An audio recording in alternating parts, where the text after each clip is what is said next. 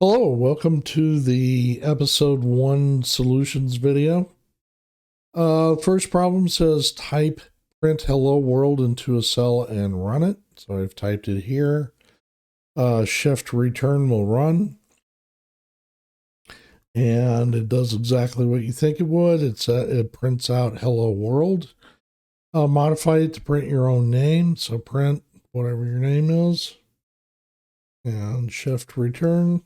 There it is. Problem 2, you can use Python as a calculator, so let's compute some things. So I can add, subtract, multiply, divide.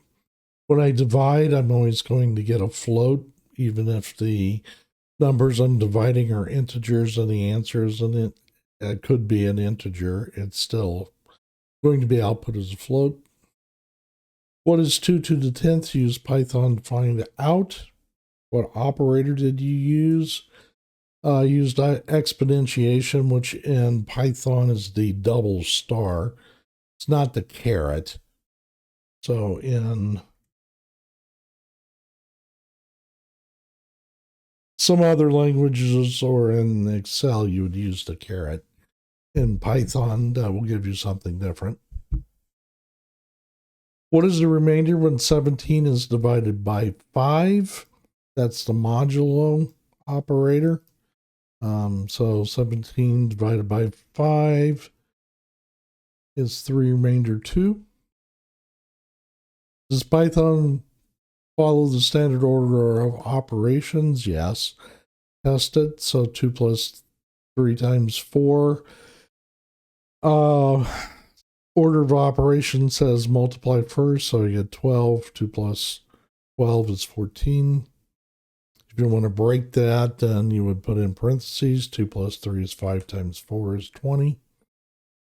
Predict the result of each expression, then check. So 10 integer divide 3. It's 3 remainder 1. So integer divide will give you 3.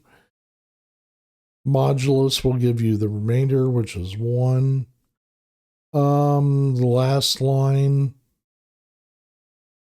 is, what is this? 3 times 3 is 9 plus 1 is 10.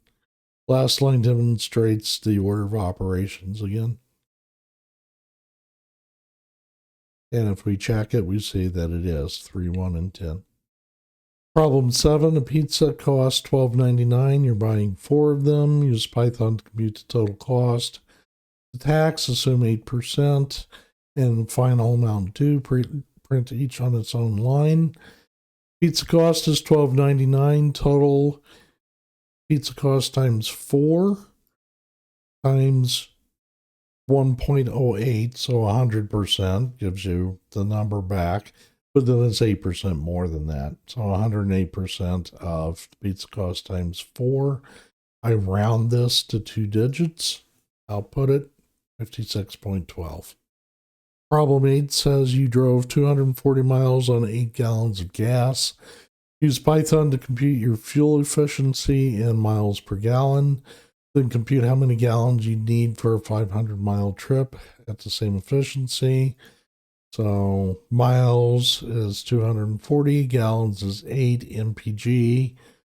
We're standing for miles per gallon is miles divided by gallons, and that comes out to 30. How much for a 500-mile trip? So I'll say the trip is 500. The gallons needed, trip divided by miles per gallon, and then I'm going to round up to get a whole number of gallons. Print that out, 17.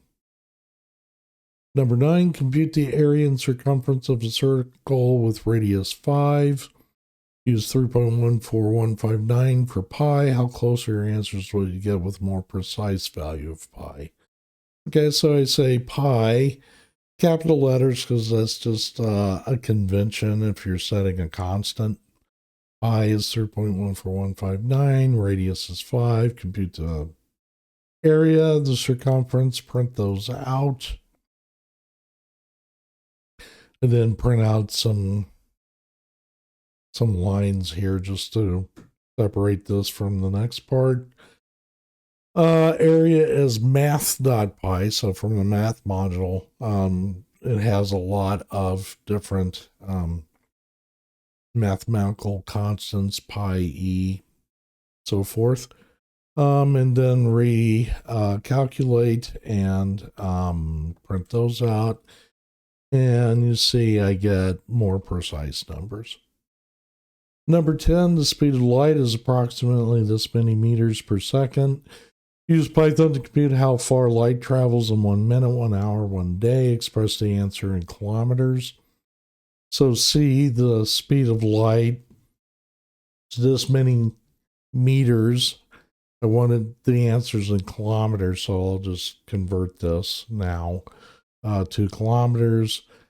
The distance per minute, C times 60. Per hour is the minutes times 60. The per day is number of hours times 24. Print it out. When I print it out, I use a formatting string here. So within the curly brackets that says evaluate this variable and give its value, which it does. And then the formatting says use a comma. So I get a comma. And light travels this number in 1 minute, 1 hour, and 1 day. Tier 3 is the challenge problems, which are a little more difficult. Number 11, tip calculator restaurant bill is for $47.35. Compute the tip and total for 15, 18, 20%. Tip rates, print each result on its own line, labeled clearly. Okay, so I'm assuming $47.35 is post-tax and that you're tipping after tax. So tip 15, 47.35 times 1.15, same logic as earlier. All of it is 100%, and then 15% more, 115%. And let's round that to 2 decimal places, which is dollars and cents. Print it out. The total is the bill plus the tip. Again, rounded to 2 decimal places. Print it out. Here, the formatting string is .2f. This means 2 decimal places and that it's a float. Unit converter, 1 mile is 1.60934 kilometers. Compute how many kilometers are in 5 miles, 26.2 miles, which is marathon and 100 miles. Then compute how many miles are in 10 kilometers, 42.195 kilometers, and 100 kilometers. So miles to kilometers is 1.60934. Kilometers to miles is the reciprocal of that. Then I plug in the values, compute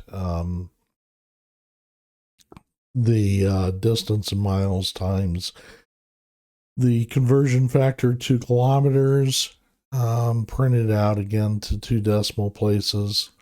Going the other way, I multiply by kilometers to miles, again, print it out to 2 decimal places, and I get that number of kilometers or miles. Problem 13, compound interest. You invest $5,000 at 6% annual interest, compounded annually. Balance after n years is given by a formula. Compute the balance after 1, 5, 10, 20 years. Second part of the problem says the rule of 72 is a mental math shortcut for estimating doubling time. Divide 72 by the annual interest rate expressed as a percentage. 6%, the rule of 72% predicts doubling, and 72 divided by 6 equals 12 years. Verify this estimate by computing balance year by year until the balance first exceeds 2 times the principal. How close was it? Okay, so for the solution, the principal is 5,000. The rate is 6%. The balance after 1 year, P times 1 plus R. That's putting in 1 for N, which doesn't change anything, so I left it off. B at 5, use 5 for the number of years. For 10, use 10 for the number of years. For 20, use 20. Print it out. I'll use what's called a while loop, and a while loop runs until some condition becomes false. That's one way to do it. The second way to do it is to say while true, which will run infinitely. And then at under some condition, you break out of the loop. So I've chosen to use the second one. So the balance is the formula. If it's greater than 2 times the principal, let's print out the year and break away from it. And then if we haven't broken out of the loop, we add 1 to the year. So year is 1, then 2, then 3, so forth. And let's see, when the balance was more than 2 times the principal, the year was 12. So in this case, it was right on the money. Problem 14, the Gregorian calendar. There are this many days in a year on average, accounting for leap years. Using only arithmetic operators, compute how many seconds in a year, how many years in a million seconds, how many days old you are if you're born on January 1, 1969. Assume today is July 1st, 2026.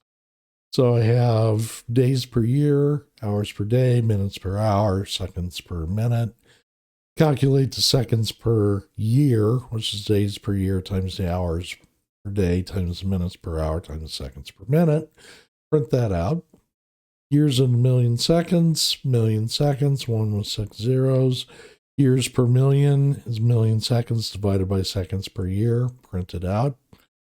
15 places, 4 decimal places, and I will align it to the right. That's what all that means. Days old if born in January 1, 1969, given today's date. So years lived. Then the difference is the days from January to July. Figure that out. And then the days, years lived times days per year, plus the excess days, and then print that out.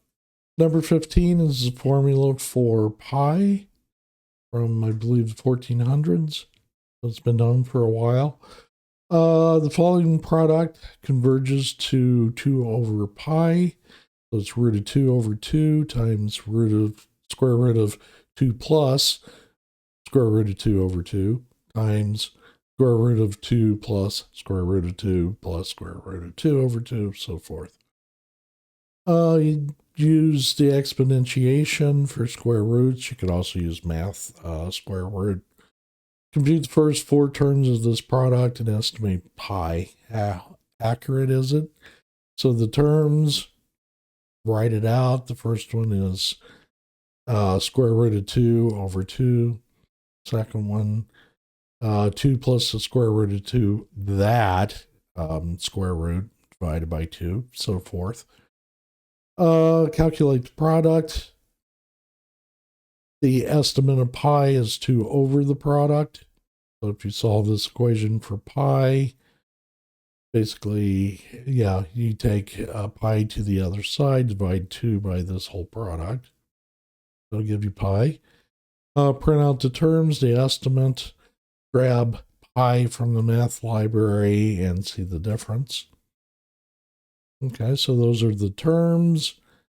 The estimate comes out to be 3.136, rounds up to 3.14, which is pretty good considering we only used the first 4 terms. The difference is 0.005. Thanks for watching. I'll see you in the next one.